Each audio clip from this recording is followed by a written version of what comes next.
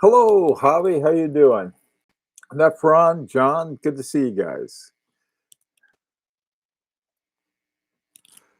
Well, um, hey, Junior, how you doing? Glad you're feeling better. Um, I wanted to sort of continue on with what we started with this morning. Excuse me, and that is that what do we do with our watch collection? Hi, Indrajit, how you doing? We're talking about what we do with our watch collection um once we start it up, and we were sort of at a point where none of our watches. I mean, as soon as you get a new watch, it's everything is very exciting and it's fun to wear all the time. But if you're collecting watches, it's eventually and usually pretty quickly becomes part of the collection. And so how do we keep it really interesting? And one of the main things that I think that we might want to think about is using a watch as a resource for further research. Okay. Hey, Clyde. Okay, it's the Jaeger-LeCoultre caliber 939. Okay, I had down to 918 on that one, and I'll have to take a look. That one was it was really hard to find the caliber on that. I found it, and then I didn't have it. But thank you very much for getting that. That's another thing too, where uh, this got me in trouble, because I looked at it and I read about it, and I read about the how Urban Jurgensen was developed by the talent of Derek uh, Pratt as a watchmaker. But then I got a bunch of flack from the current CEO, and he was saying, well, he got too much credit for it, and so on and so forth, or I gave him too much credit. And it's sort of interesting because you're thinking, okay, so what is the real story behind here? And I think that the one of the interesting things that we can do as collectors is try to get to quote the bottom to find out really what's going on. And a lot of times, there are a lot of things that get in the way between you and what is the real story. Now, every watch company has sort of it's sort of like a history department or a mythology department. And the mythology they want is one of a relatively smooth history of growth and improvement and so forth. Now, sometimes it's hard, especially for the German watch companies, because they had they ran into a lot of problems, but then they came back again. On the other hand, the American uh, really the big watch companies that used to be, especially in this area where I live, these great big factories, Ingersoll and Hamilton, and all of these big American companies, they pretty much got wiped out by the quartz crisis and never came back, really. Some of the names were bought by Swiss companies like Hamilton, I think, and Longines. And so what we're dealing with, oftentimes the history that is presented by a watch company is simply their PR department. And one of the most interesting ones, I think, is the Vacheron Constantin and their Maltese cross. All right. Uh, I got into sort of a big argument with this guy, and his point and what I was looking at and what he were looking at were very different things. Uh, one of the reasons that watchmaking became so um, oh, I don't know if popularity is the right word, but how it became dominant in Switzerland had to do goes back to the Reformation, and the Reformation was sort of the wars that followed the Reformation were largely between Catholics and Protestants, okay? And there were different names that they had for the Protestants. In France, they were called the Huguenots, which is a pejorative term. And they were terrible fights. I mean, this wars went on for years. And in fact, it went on until I think the French Revolution. And then after the Revolution, uh, the church itself on all sides was sort of suspect. And so but what happened during what were called the Wars of Religion? A lot of Huguenots ran away and went to Switzerland because they could find refuge there. And Geneva, in particular, was a Huguenot center. Jean Calvin was sort of the leader there, and so he came up, and there was on the Huguenot flag there are two symbols: the Calatrava cross and the Maltese cross. Well, we know that Patek Philippe's logo, yeah, they say their symbol, you can see it right on top of their crowns, is the Calatrava cross. And then Vacheron Constantin used the Maltese cross, two major symbols. Now, the depth of these wars of religion, which I think is started around in the 1600s anyway, they followed pretty much after the Reformation. And so, what the reason that the big reason for the Geneva becoming a center had to do with Calvin version of sort of Reformation. It's really Reformation of Christianity. But then the ones who were the reformers were called the Protestants, and the ones who were kept the papacy and so forth were the Catholics. So what happened once they got into sort of the safe places in Geneva? Calvin was quite a fanatic, really, in his own way. And what he forbid was use of any kind of worship of golden calves and jewelry and things like that.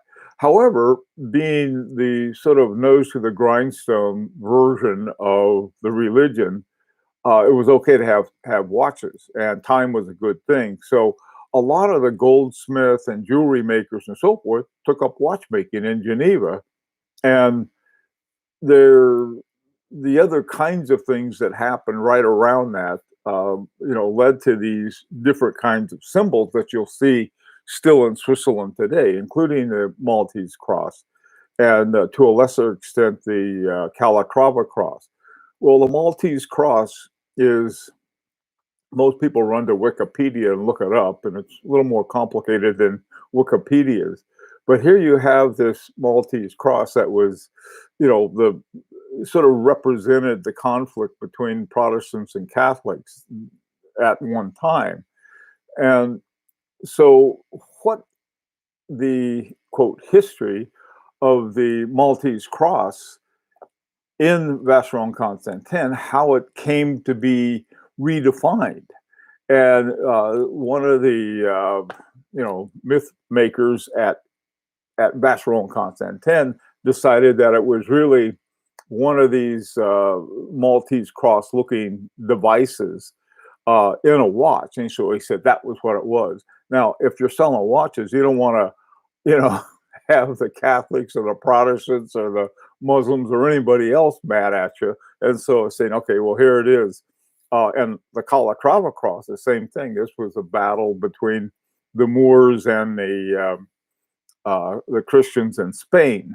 So I mean, so you have all of these old things, and they have to revise it. And that's okay. I mean, it's a lot of things have been revised historically because of that. But that makes, to me anyway, a lot of the collection really interesting. Well, how do these things come to be? What are they talking about? And who you're going to believe? And usually, to me, the best way to do it is look at a lot of different points of view. Let's see. I was blabbing away without stuff. You see, John and John, how are you? Jacob and let's see, Joseph and Rohit. Hi, Rohit. Val. Hi, Val. And Al.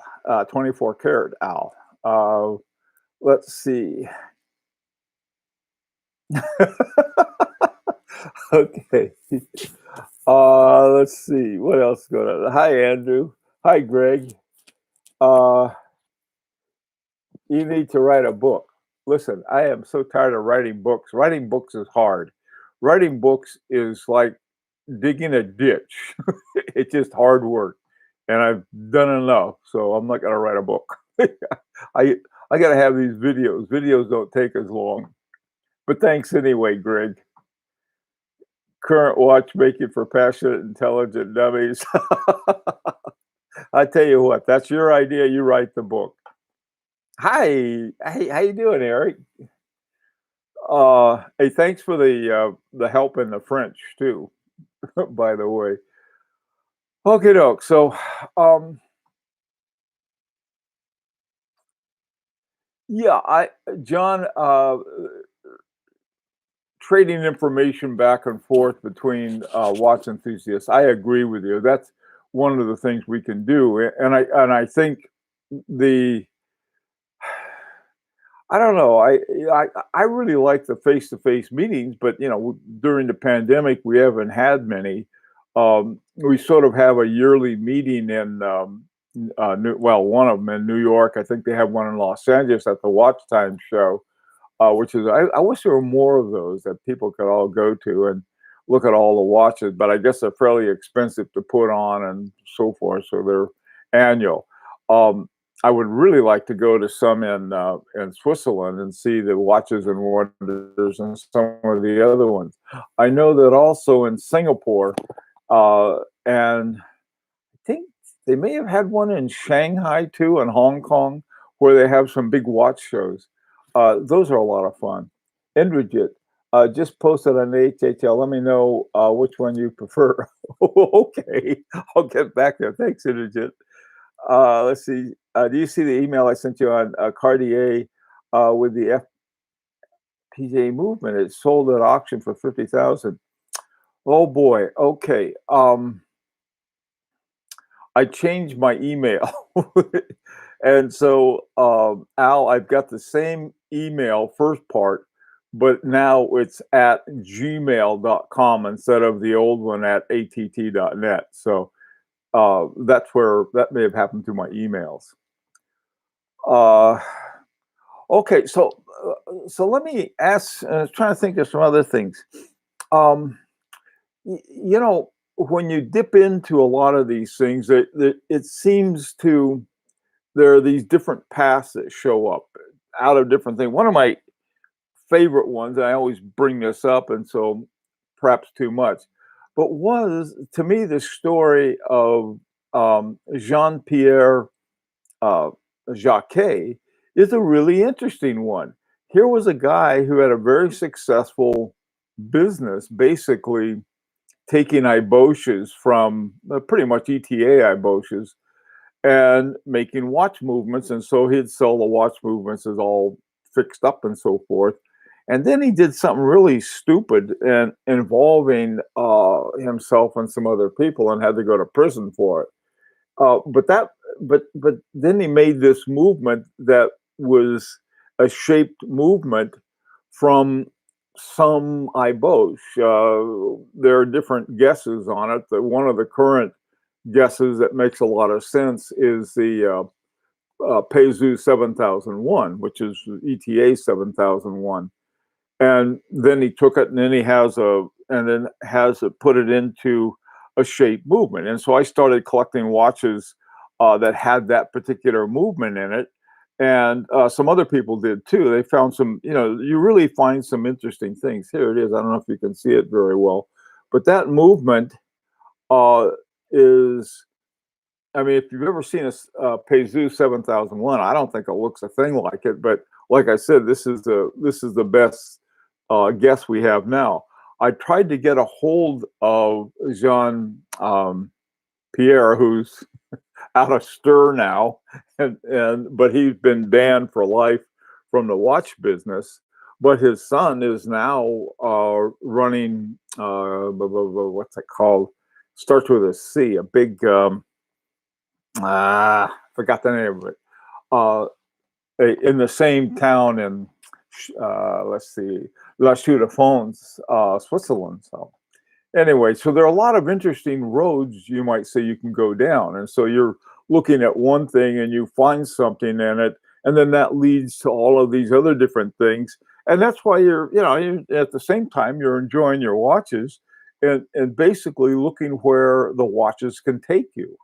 And this to me is like one of some of the other things that you can do. Okay, Val, even more interesting about Jacquet and the Rolex gold heist was the fact that the police found unnumbered prototype watches in his safe. Oh, that's interesting. They never did find all those gold cases, though. They're still out there somewhere. They're probably on somebody's wrist. They should make an Ocean's 11. Yeah, that would be cool. That would be a great movie. The big thing that I wonder about, I think it was somebody from, let me see. What's the name of that watch company? It starts with an M that Mont Blanc has. I think Richemont bought it for him. Not Miranda, but something like that. Anyway, Minerva, yeah, there was somebody from Minerva, and I think there was somebody also from Ulysse Nardin involved. Basically, what they did, it was like they had some really rough guys too. I think who were like professional criminals because this was not done softly, and they got all of these gold cases, and then what they were doing at what was called at the time Jacquet SA, they were making they were making phony baloney Rolexes. Here they had the cases, and then here they had Jacquet SA. Well, this was a disaster. As it turned out, they got caught. I'm not sure how that happened, but that would be a great movie. It's sort of almost a morality tale. Calypso. Is that it? Is there a watch company called Calypso? It's something like that. Yeah, Minerva was one of the guys involved. And let's see, not familiar with all of this. What should I look for? Let's see, not really into vintage. Okay, let's see. What should I look for when buying a vintage watch?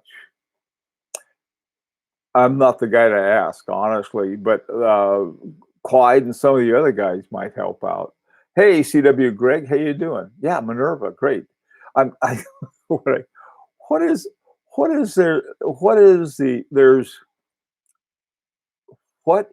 the name of the watch movement company in La Chaux Fong that it sounds something like Calypso? Maybe it is Calypso. Do you guys know what I'm talking about? They make watch movements. I think they're making them for Monet. Those guys are another story. But anyway, what I was saying is that there are all kinds of interesting stories, and how they're crafted to come up in a certain way. And like I said, Derek Pratt, who worked at Ulysse at Urban Jurgensen for 30 years, told he shouldn't get all the credit that you gave him, which I thought was sort of interesting. Okay, so here's a guy who was, he and George Daniels were They're both English, except that Pratt lived in Switzerland and Daniels lived in England. But they communicated a lot and did all kinds of stuff together and hung out together.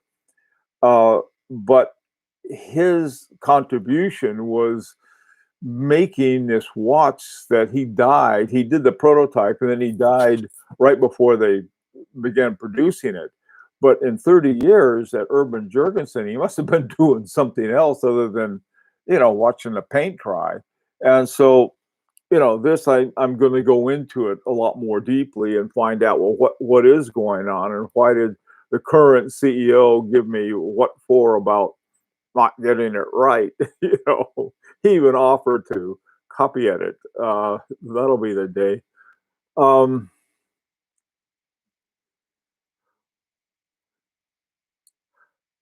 Calypso is the name of the ship. Yeah, I know. It was also, what is it? Wasn't Calypso. Study about the originality before considering buying. Yeah, I agree. Here is, though, there are different kinds of really interesting stories, and that's what you can use a watch for. For example, Concepto. That's it, Joseph. Thank you. It was Concepto. That's a watch company, and this is Valjean. I think that was his name. I mispronounced it. Valjean Jacquet, who is Jean-Pierre's son, is running it, and I've tried to find out what the basis of this is. I've written to the son a couple times and haven't heard back, and I think I know why. As I said, Jean Pierre was banned from all watchmaking, but I talked to this one watchmaker who said, don't believe it. You think he's doing something in the back room. And so his son doesn't want anyone to, doesn't want to get his dad into trouble. And so he's not going to even act like he even knows the poor guy. I don't know. It's sort of an interesting kind of thing, though. And so, Mr. Roboto. No. Oh, hi, Harry. Do you know about Speak Marin Eros 1 caliber? I know about Speak Marin, but and some of the work that he did, but I'm not sure about the Eros 1 caliber. But it would be something, I wonder, the Speak Marin, or I guess he goes Peter Speak, is also he's the guy who writes at the Naked Watchmaker. And what he does, you can find all of these different calibers, and he takes them apart and looks at them. Some of them are, really very complex watches, and he says, "Oh, let's go take a look at this thing." Takes it apart and has I guess like a newsletter or something like that, on an online one. So he'd be a guy to take a look at. The co-founder of Frank Mueller was involved in some shady stuff. Yeah, that was what I heard about Frank Mueller. Somebody there really enjoyed he got a kick out of cocaine and meth. Totally guy who really, boy, he sure is fast at making those watches. Going like that.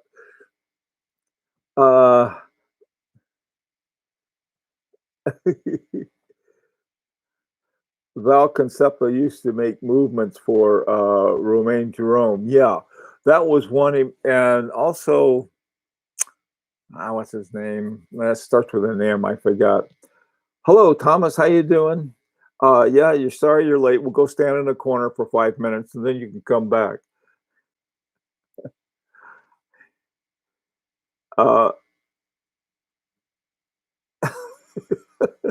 Jesus. Hi, Geezer. How you doing, man? So anyway, so those are some of the things. And like I said, this finding out about this movement and then finding out about Jean-Pierre Jacquet sort of led me down another road. And that road was like, oh boy, I'm going to see how many of these watches I can find, not by the brand of the watch, but rather by the movement. And so far, I've gotten two, a Maurice Lacroix as well as a Dunhill. And the Dunhill was really nice Dunhill, a 18 karat gold Dunhill with faceted glass on it and everything. And then my wife took it away from me, so she she has it now. Uh, these kinds of things, and looking for these, and they find watch makes I've never heard of before, but are sort of fun to find out about. Also too, speaking of this particular movement, there's an American company that uses them uh, sparingly. The guy who's Roland Murphy, who is the RGM head of RGM watches in Pennsylvania, he bought a bunch of them in 1999. Now, this was before Jean-Pierre Jacquet got into trouble, and so he had some. So he made some watches with them. Then he had some left over, and just a few years ago, he came out with a new one with that movement in, and they were fairly limited edition because there weren't any more. The other thing that happened with this was that when after he was arrested for the theft and so forth, and Jean Pierre had to go away. Here you got this company, Jacquet SA. Well, what happened? It was very interesting that the shareholders, I guess, in the company said, they took it over and they took all of the assets and they called it La Jeux Perret. Okay. Law is Jouxperret. And so it became that. But there were a lot of La Jeux Perret movements that were called the 736 something something. And they were different versions of this. So, like I said, this is something that you can that can be a lot of fun. You don't have to buy a watch, you don't have to sell a watch, and you don't have to trade a watch, but you can, sort of go and do some investigation. The good thing about most watch companies, they lie. I'm sorry I had to say that, but they do. They're big liars. And so they lie about their movement, they lie about their costs, they lie about everything. And so, but as watch collectors, it's sort of fun to find out, oh boy, hey, let's see if they're lying about now. and going to look at them. Hi, Mark J. How you doing, man? Hey, Watch Lounge. How are you? Dunhill's design really has something special, in my opinion. I agree. I mean, with faceted glass on a watch, I think that looks so cool. And it looks sort of like I don't know, sort of like an old-fashioned faceted window or something like that. It was one of those things. By the way, too, I got that from a online place called Etsy, ETSY. They was very inexpensive. The whole process went beautifully, but it looked like one of those things that, I don't know, like somebody who thinks they can make blankets or something, or knit sweaters. They'll put them up there for sale, and so you can find some interesting watches there as well. Okay.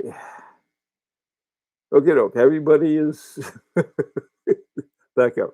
Okay, so what are some stories you guys have? I've been blabbing on nonstop, and then just accused every watch company of being big fat liars. So I'm probably in trouble with somebody. Hi, Stephen. How many watches do you own? About 20. I don't, that I count. I have some other ones probably that I don't count. The Millennium. I have a cheap Orient that has faceted crystal. Pretty cool. That's another thing too. I think it's important that we can find value in Orients. We can find values in Invictas and different kinds of places like that. There's sort of like it sounds perhaps off color. and that is you can play doctor with your watches. In other words, say, "Oh, listen, this one didn't cost me too much. I think I'll go in there and see if I can tweak the regulator and get the time a better timing on that if it's too fast or too slow." So that's another thing you can do. But like I call that playing doctor. I would never, never, ever touch a really good, expensive watch. But some of these other ones I can play doctor with. Okay. Oh, okay. It's frying pan time. Okay, guys. Hi, Raj. I went into town today the first time in 6 months and didn't buy a watch. Okay, guys. Well, listen, just try to think of some other things other than just turning around and buying another watch or selling a watch. Since, okay, you got your latest watch, you play with it, you have a really good time with it, but then, it's time for another one. But there are other kinds of things I think that are a lot of fun to follow up with watches too. Okay, everybody be super safe, especially you guys in India. They're having a big surge in India. India was doing great. And now, I mean, with the pandemic, and now all of a sudden they got hit double hard with it. So you guys in India, be especially careful and take care of yourself. Wear your mask. It's not over until it's over. So take care.